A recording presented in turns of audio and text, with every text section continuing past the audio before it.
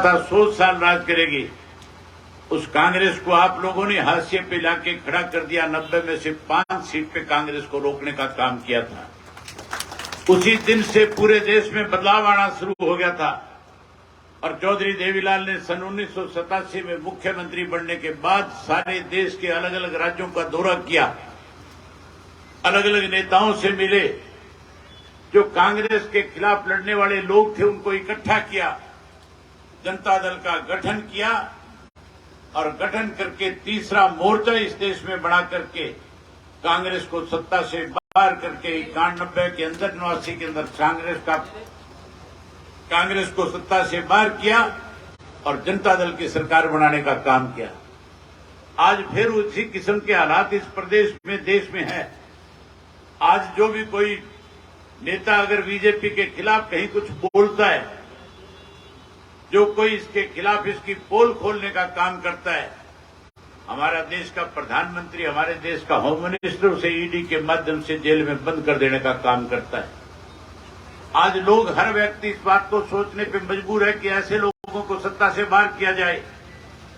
इसलिए चौधरी ओम प्रकाश चौटाला ने यह परिवर्तन यात्रा शुरू की है कि हम इसकी शुरुआत हरियाणा प्रदेश से करेंगे और हरियाणा प्रदेश में 25 सितंबर को चौधरी देवीलाल जी के जन्म दिवस के ऊपर आज मैं आपको इस बात का निमंत्रण देने भी आया हूं कि आप 25 सितंबर को ज्यादा से ज्यादा बड़ी संख्या में कुरुक्षेत्र में पहुंचना। कुरुक्षेत्र की उस पावन धरा के ऊपर देश का सारा जितना भी विपक्ष है, हम सारे विपक्ष को बुलाएंगे और वहीं से ये मैसेज दे देंगे कि आज हरियाणा ने इस देश में परिवर्तन की शुरुआत कर दी। वहीं से मैसेज आएगा, सारा विपक्ष फिर इकट्ठा होगा और इकट्ठा होकर के भारतीय जनता पार्टी को, केंद्र की सरकार को सत्ता से बाहर करने का काम करेगा। इसके लिए भी हरियाणा प्रदेश के लोगों को, पूरे देश में इस बात के लिए चर्चा होगी कि इसकी शुरुआत हरियाणा प्रदेश से हुई है। जहां आप सत्ता का परिवर्तन केंद्र से, हरियाणा प्रदेश में भी सत्ता परिवर्तन करके चौधरी देवीलाल की नीतियों को आगे बढ़ाते हुए चौधरी ओम प्रकाश चौटाला के नेतृत्व की सरकार बनाने का काम करोगे। चौधरी ओम प्रकाश चौटाला की सरकार बनने के बाद आज जो लोग हमें तंग कर रहे हैं, परेशान कर रहे हैं, आज हमारे बुजुर्गों का अपमान कर रहे हैं, हमारे गरीब साथियों का पीड़ा काट करके कहीं उसको कमजोर करने की साजिश रच रहे हैं। आज हर गांव के अंदर इस सरकार ने एक परिवार पहचान पत्र के नाम से कार्ड शुरू कर रखा है और उस कार्ड के माध्यम से हमारे बुजुर्गों को चौधरी देवीलाल के द्वारा दी गई 100 रुपये माहवार जो पेंशन थी, आज उस पेंशन को काटने का काम किया जा रहा है। आज जहां पेंशन काटी जा रही है वहां पेंशन देने में देरी करते हैं, लोगों को परेशान किया जा रहा है। आज 9 लाख से ज्यादा गरीब व्यक्तियों के पीड़े कार्ड काटे जा चुके हैं।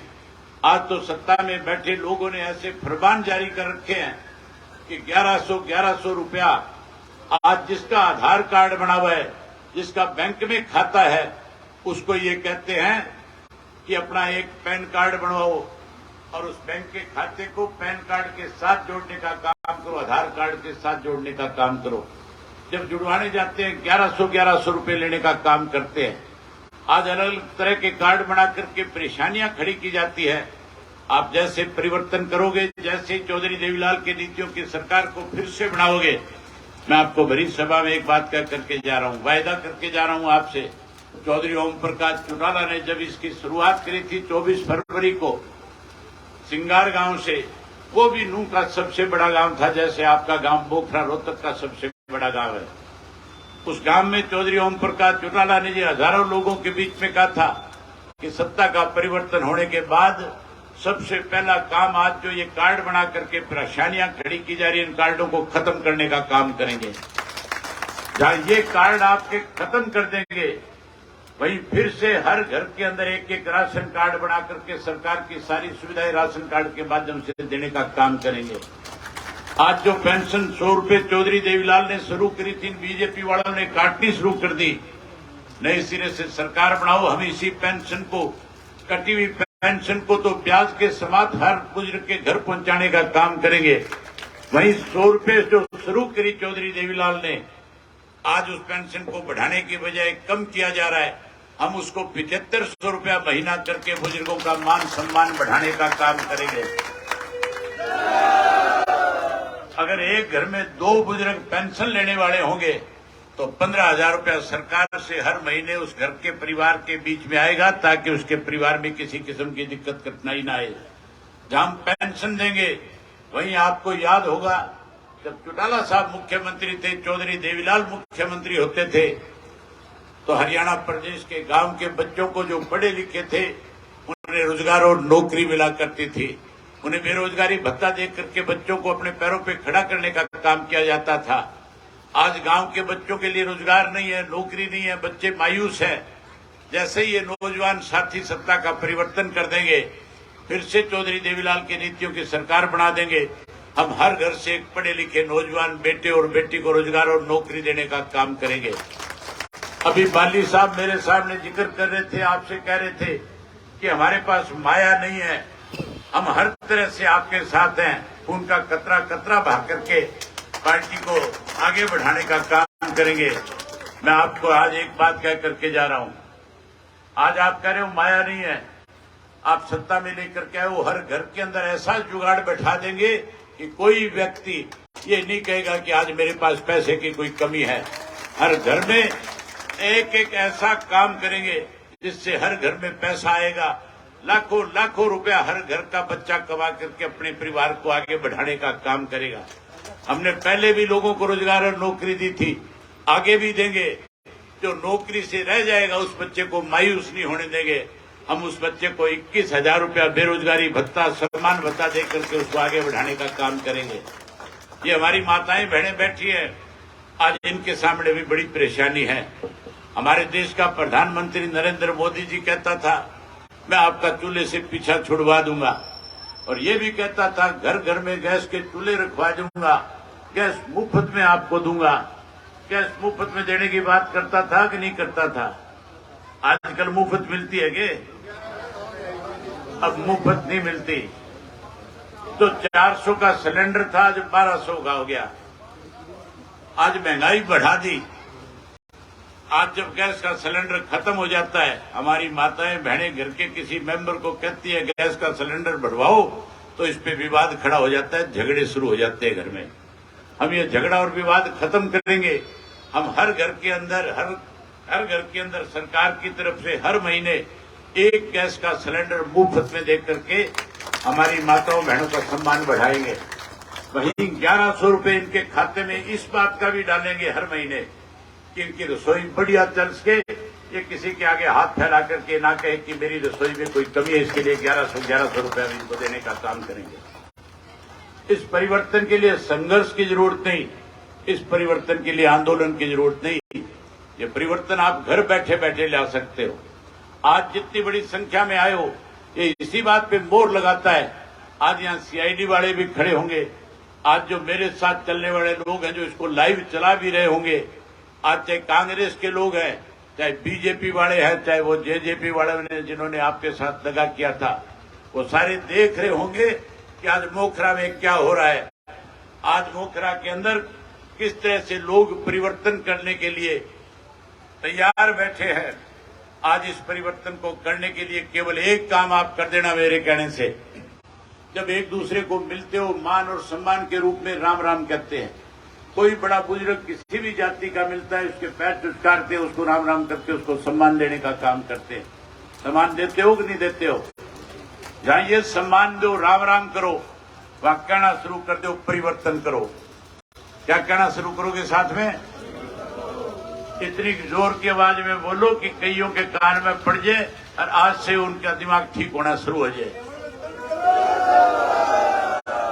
परिवर्तन करो कहोगे, और जब परिवर्तन कहना शुरू कर दोगे, कोई कांग्रेसी मिल जाए, कोई बीजेपी और जेजेपी वाला मिल जाए, तो उसको जरूर जब मिले तो उसको 3 बारी को परिवर्तन करो, परिवर्तन करो, परिवर्तन करो। खास करके थारे गांव वाला ठेकेदार गांव में आता है कि नहीं आता है आजकल? अब सो गया, ये गलती से गांव में आ जाए तो उसको मिलते 3-3 बार जरूर कहना परिवर्तन करो। वो बहुत कमजोर आदमी है, बहुत जल्दी हत्या परिवर्तन करेगा और फिर से थारी पार्टी का झंडा लगाने का काम कर लेगा। जहां ये बात आप बारी बारी सबसे कहोगे, जो कोई सरकार का ज्यादा लाडला उसको ज्यादा बार कहोगे, जो अपने घर को जाएगा तो घर में जाकर के घरवाली को ये नहीं कहेगा कि चाय बनाओ, खाना बनाओ, फिर तो वो भी कहेगा परिवर्तन करो, परिवर्तन करो, परिवर्तन करो। परिवर्तन आ जाएगा कि नहीं आ जाएगा? जब परिवर्तन आएगा तो फिर सरकार आपके द्वार कार्यक्रम शुरू करेंगे। जहां सरकार आपके द्वार कार्यक्रम शुरू करेंगे, वहीं उसके साथ साथ जो सरपंचों को आज अपमानित करने का काम किया जा रहा है, हम सरपंचों का मान सम्मान बढ़ाएंगे और पहले जैसे चौधरी ओम प्रकाश चौटाला ने अथाह पैसा देकर के पंचायतों में गांव के विकास कराए थे, उसी तरह सरपंच के खाते में पैसा भेजेंगे और गांव का चहुमुखी विकास कराने का काम करेंगे। मोखरा गांव में ऐसा विकास कराएंगे कि रोहतक वाले भी आकर के देख करके जाएंगे कि मोखरा गांव में विकास हुआ है। हम यहाँ का स्कूल और कॉलेज ऐसा बना देंगे कि रोहतक से बच्चे पढ़ने के लिए आपके कॉलेज और स्कूल में आया करेंगे। हम खेल का मैदान इस तरह का बना करके देंगे आपको, जो आज तक पूरा नहीं हुआ है। पिछले 8.5 वर्ष से सरकार लगी हुई थी। जब सरकार बनाओगे ऐसा स्टेडियम बना देंगे कि यहाँ इंटरनेशनल स्तर के खिलाड़ी आपके यहाँ करके कोचिंग लेने का काम करेंगे। आज बड़ी हैरानी की बात है, जहाँ हमारे खिलाड़ियों को सम्मान मिलता है, जहाँ हमारा खिलाड़ी देश का नाम रोशन करता है। हमारे इसी गांव की बेटी साक्षी मलिक ने न केवल ओलंपिक में मेडल जीतने का काम किया, अपने गांव का नाम केवल ऊंचा नहीं किया, पूरे देश की शान बढ़ाने का काम किया। आज उस बेटी को इस सरकार के सामने जहां धरना देकर के बैठना पड़ता है न्याय के लिए, जहां हमारी बेटियों के साथ आज सरकार जिस किस्म का व्यवहार कर रही है, आज जैसे खाप पंचायत के लोगों ने जाकर के वहां अपना समर्थन देने का काम किया था, मैं भी वहां उनसे मिलकर के आया था और उनसे खुल करके कह करके आया था कि एक आवाज लगा लेना, जो फैसला आप कर लोगे सारे काम छोड़ करके आपके साथ खड़ा हो जाऊंगा। और जब तक आपकी लड़ाई लड़ूंगा जब तक आपके साथ न्याय नहीं हो जाएगा, हम हमारे खिलाड़ियों का अपमान नहीं होने देंगे। इसके लिए चाहे हमें किसी भी हद तक जाना पड़े, जो फैसला पहलवान खाप पंचायत लेगी, जैसा फैसला लेगी, हम उनके साथ खड़े होकर के उनके फैसले पे मोहर लगाएंगे, उस फैसले को ताकत देंगे और उस फैसले को सिरे चढ़ा करके देश की सरकार को मजबूर करेंगे। और जिस व्यक्ति ने हमारी बेटियों को परेशान करने का काम किया है, उसको जेल की सलाखों के पीछे भेज करके दम लेने का काम करेंगे। ये सारी बातें आपसे कहने के लिए आया था। आप सब ने मेरी बात सुनी। आप सबका बहुत बहुत धन्यवाद। जय हिंद, जय हरियाणा।